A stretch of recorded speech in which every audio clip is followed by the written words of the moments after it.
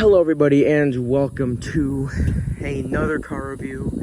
I know it's been a while since I've done a review, but I'm here now after like over a month of procrastination, and I'm just gonna do it. I'm gonna give you a review. I'm done procrastinating. So here is the brand new 2021 GMC Yukon SLT. In all of its enormous size. So let's just start off with the outside styling real quick. You have this nice black on it. You have this nice, if the camera will focus, there we go. If you have this nice chrome trim that goes around the windows, on the bottom of the doors, on the badging, on the rims, and actually a little bit on the door handles, if you can see that. So okay, let's move on to the front of the car. We have a lot of chrome in the front grille, and speaking of the grille, it is absolutely massive. Let's take a look at that. That takes up more than half of the frontal area of the car. So you have this massive grille. The front end on its own is it looks like it's inspired by the new GMC trucks that are coming out. Anyways, behind that grille is the 5.3 liter V8 that has about 335 horsepower, I think, and about the same torque in pound-feet. So that's the front end and the side. Let's come over to the back of the new Yukon, as we have an army of cicadas screaming at the top of their lungs. I hope you can still hear me. So over here you see Yukon GMC SLT. Have this pretty cool looking upside down L looking taillight shape for the rear.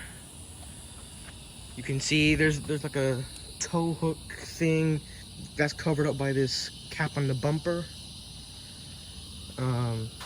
Again, more of that chrome trim on the bumper and where the GMC logo is. So I think that just about, hold on, let me zoom out so you can see. Hold on, there we go, now you can see it.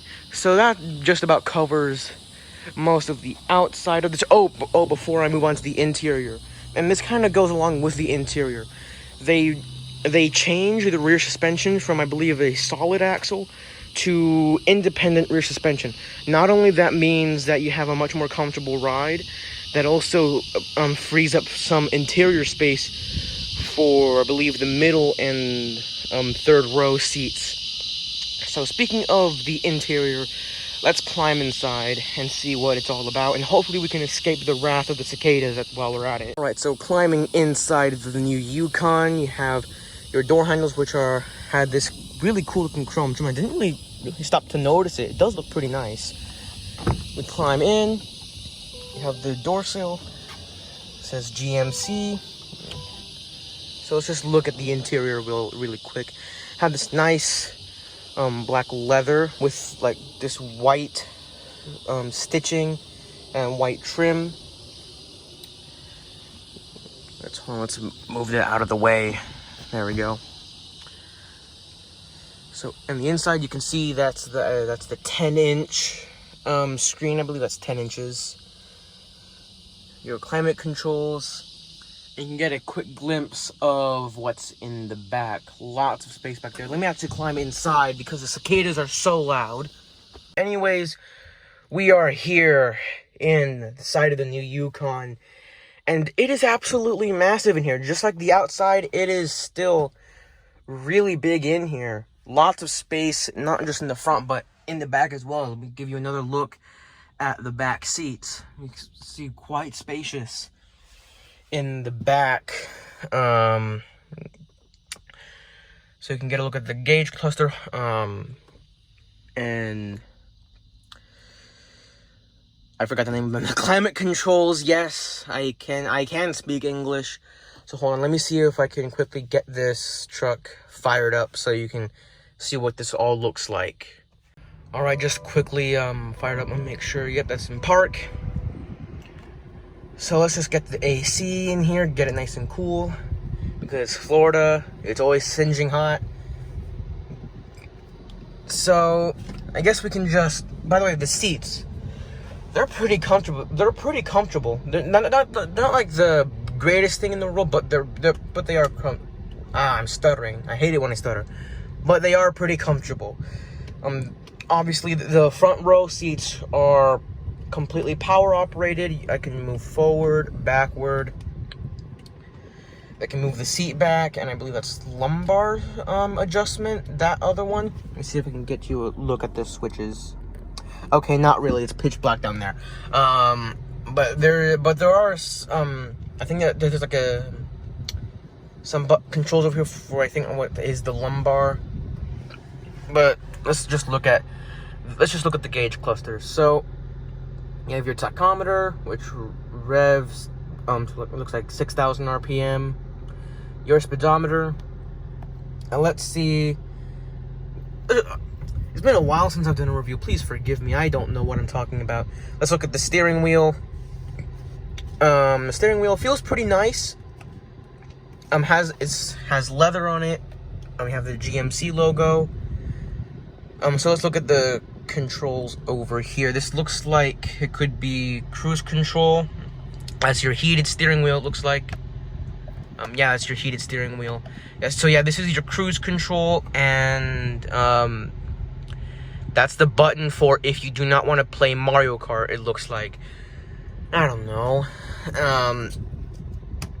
So this is your steering wheel. Over here, looks like it is your controls for the gauge cluster. Yeah, those are your controls for the gauge cluster. So let me go ahead and scroll through some of the stuff that is here. So you have distance traveled, it looks like, and average MPG. You have, that looks like your speed and the speed limit, so you make sure you're not speeding.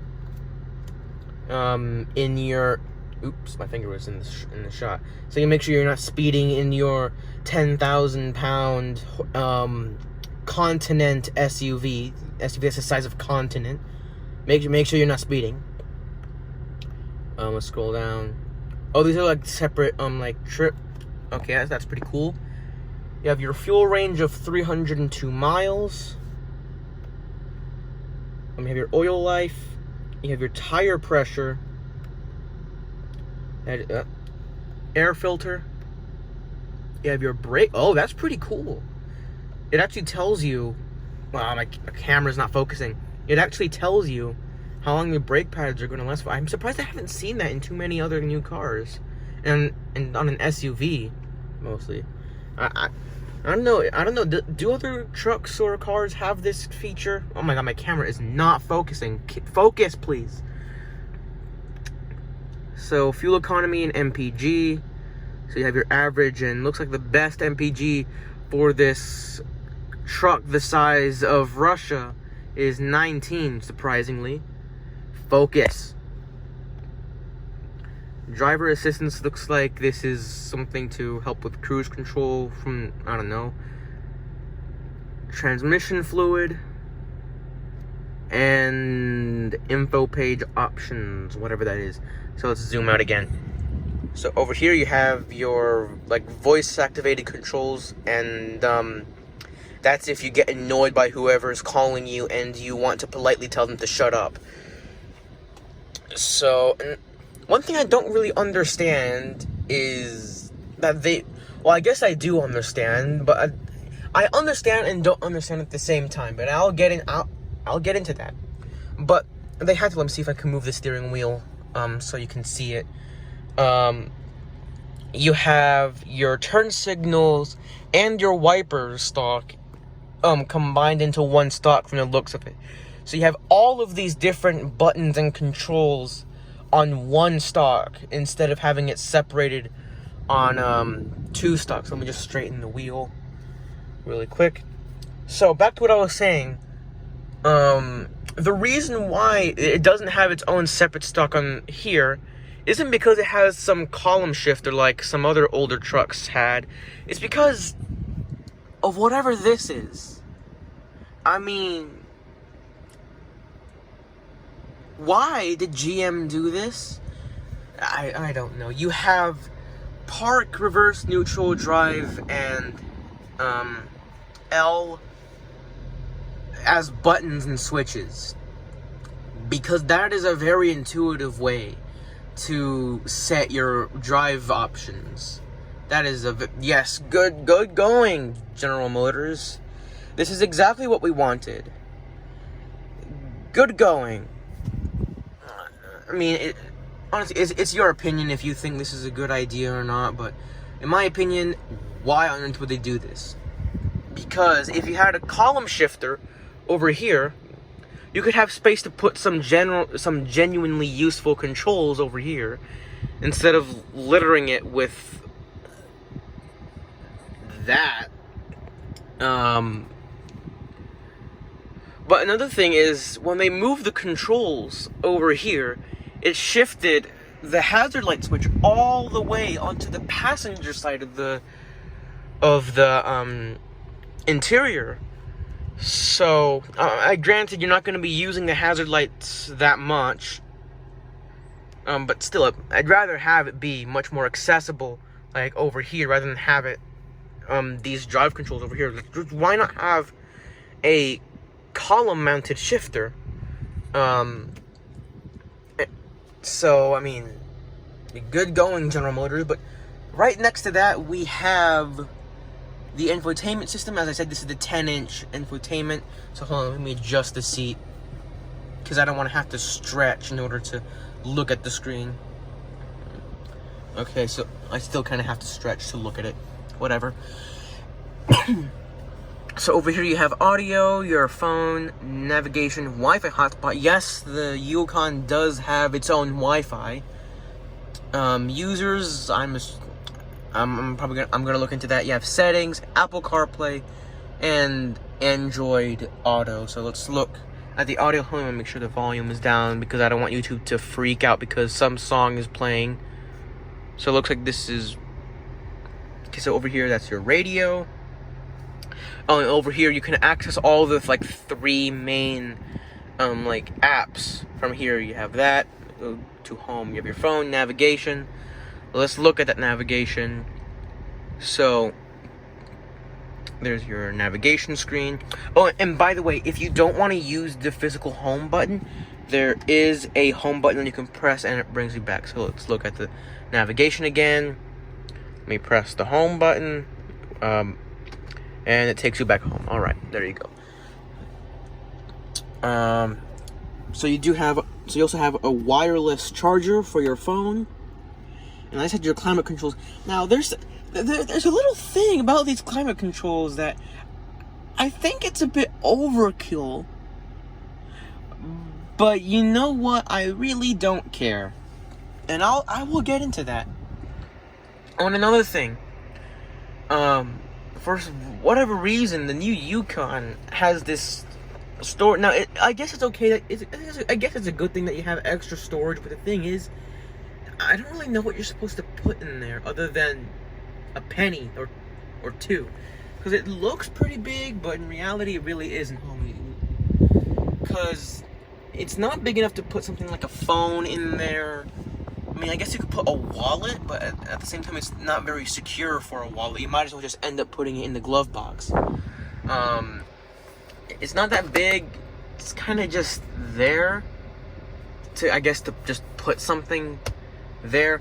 Now, let's move on to the climate controls quickly before I move on to the middle row. By the way, this is going to be a very long video, just like because this truck is obviously much more equipped and is much bigger, has more features than the Challenger. So this is going to be a much longer video. So the climate controls. So, as I said, this truck has the 5.3 liter V8 has around 330 something horsepower and about the same torque. Now, let's say you're in a situation where you have a really big and heavy trailer. You're trying to tow it. and the engine is not powerful enough or torquey enough to move it.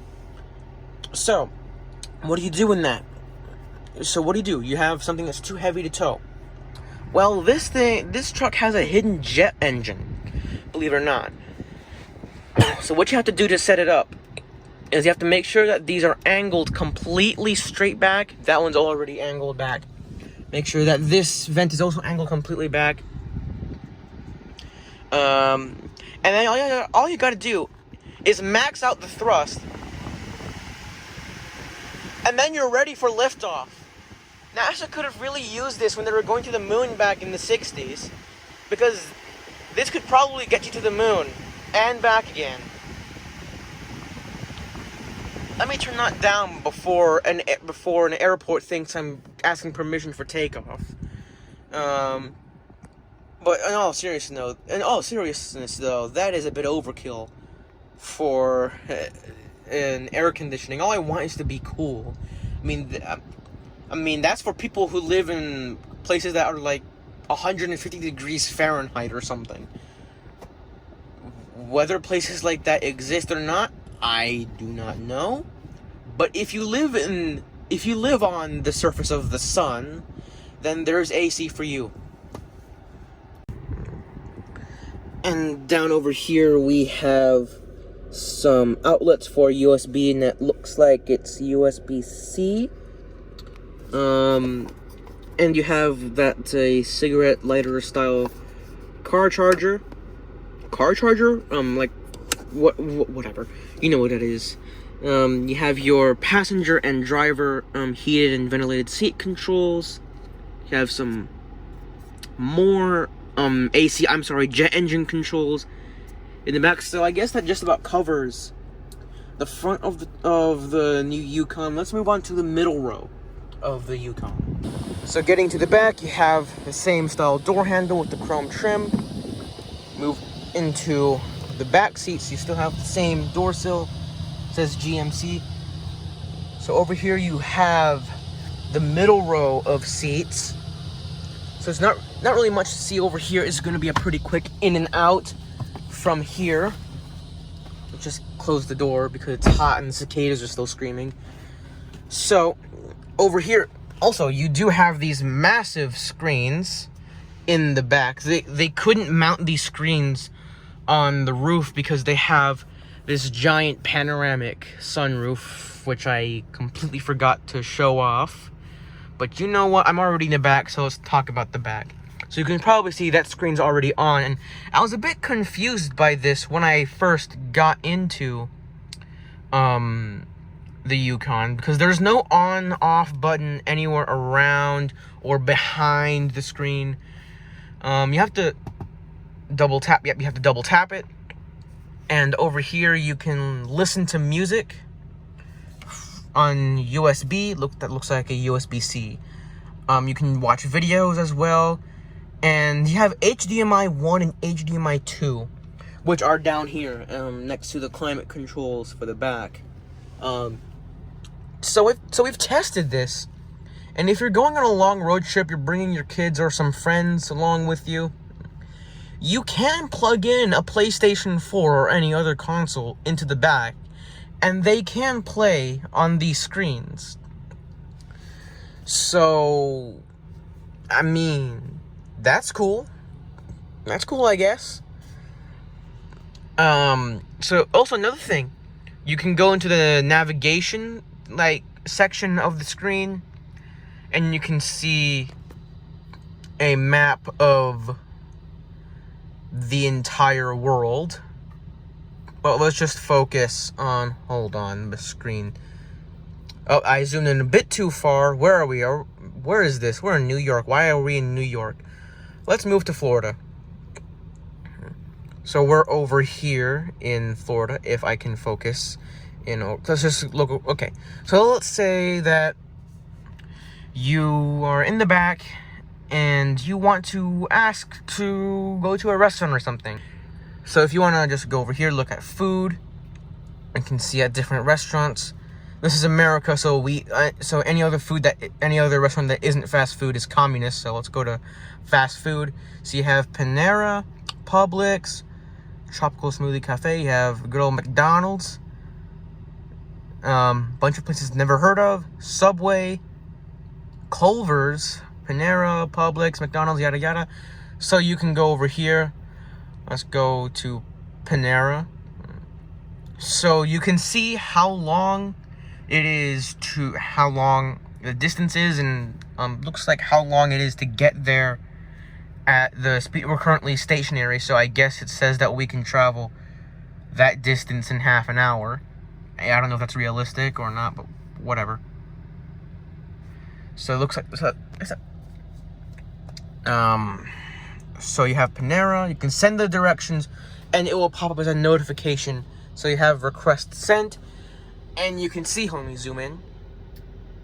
You have Panera. You have request received from your seat, and that's pretty cool. If the driver doesn't respond to it at all, it will say that it's been ignored, which is pretty cool. So the driver doesn't have to. Sorry, I'm shaking the camera around a lot. It's been a while since I've done a review, but there's that. So if you're done with the, let me zoom out. If you're done with the screen, you can just, oops, that's not what I meant to press. I meant to press the home button. That will bring you back here, and then you can turn that off. Let me turn this one off as well. I don't know why that one's on. So again, climate control is pretty straightforward. You can adjust it. If you want to be in Florida, if you want it to be like Florida inside and out, you can do that, which I'm not going to do. If you want to be a sensible human being, then you can set it there. You have your fan speed.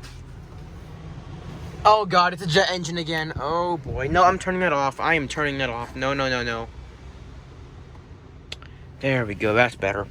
And in the back, I'm actually pretty surprised that in the back it has heated seats, because I believe in like most cars it's like just in the front. I don't know. I haven't really been in that many cars in this price range. I don't know. You have heated seats in the front and middle row. I don't think you have that in the back row, because the back row, as we all know, are for the peasants that are not good enough to be in the middle or front row. And speaking of the back row, let's look at the back row. By the way, I forgot to mention that these seats are, although they are not power operated, you do have levers that can adjust the seat position. Hold on, it's pretty difficult to do with one hand. You can adjust the seat position forward and back. Okay, for some reason it doesn't want to do that, but if you want to, you can fold that down, fold the seat back down, and it doesn't just move forward, it also moves the seat bottom back and down. You can pull that again to fold that up, and it's the same for that seat as well. Let me just, actually, I was gonna need to do that anyways to get into the back seat, so it's a good thing I did do that. Let's climb into the back.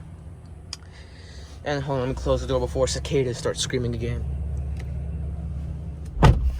Okay, so we are in the back seats, and as I said, this is the extended wheelbase version, and also the independent rear suspension gives us a lot more rear space in this row. So hold on, let me just move that seat down and up. So these seats are in a position where I would sit in them, probably, and I'm completely comfortable. You can see my knees are nowhere near the seats. I have plenty of space to put my foot there, and there's plenty of space back here.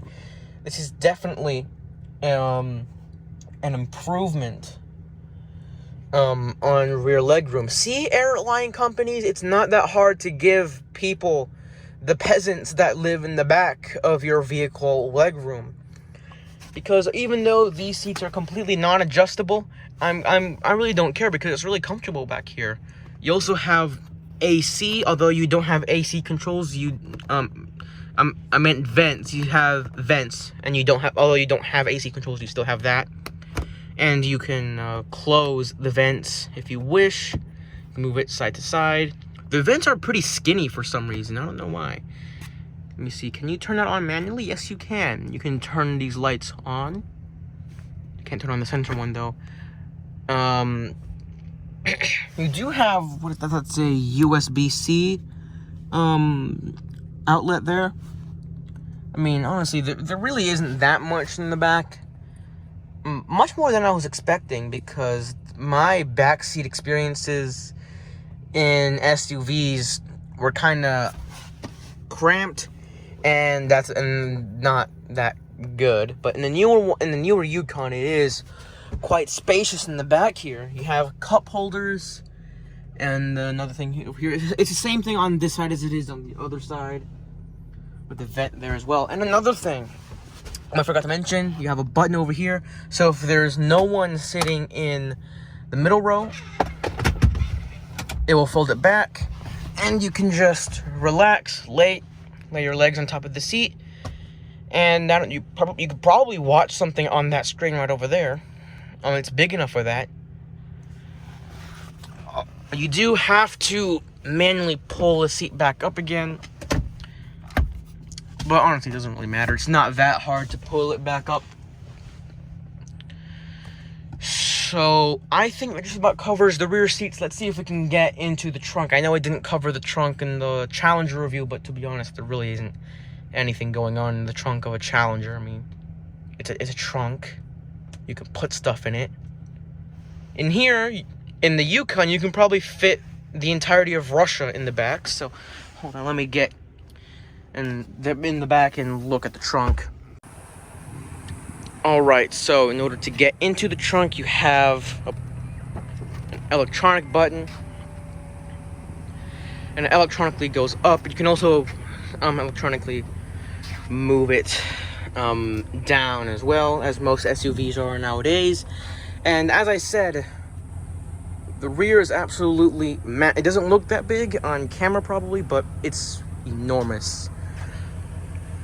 You can fit a lot of stuff back here, lots of groceries. You can even fit me in here. You can even fit me in the back of this as well. Hold on, did I break this? No, I didn't. Okay, I didn't break that. And in case if this is not big enough for you, you can move these seats, these ones, flat. These seats do fold completely flat on there, with, so you can fit really big things in the back over here. You could probably sleep in the back. Could you take this camping? You could probably take this camping. Also, you have an outlet over here, so if you want to plug in your toaster, you can go ahead and do that. Be my guest. So I believe there's also some more stuff underneath here. I can lift that up. You have, well, it looks like that's like a window sticker thing, and you have some more stuff underneath. Let's just close that back up. So you can push this button, that will close it, and I think that's about it for the new Yukon. So let's just do a quick recap. It is larger than a country. You can fit a country in it, and it has a capability of launching you to the moon. So I guess that's about it for this review of the Yukon. So if you want to see more car reviews or me being a terrible driver in GT Sport, you can subscribe to my channel, like this video, and maybe I will stop procrastinating and release another car review. So that's about it for this video. I'm pretty sure if I missed out anything, I'll probably put it at the end of the video. And now, out of all time, the cicadas have chosen to stop screaming. Oh my goodness, I'm not about to reshoot that entire video, but Anyways, thanks for watching, and I'll see you next time.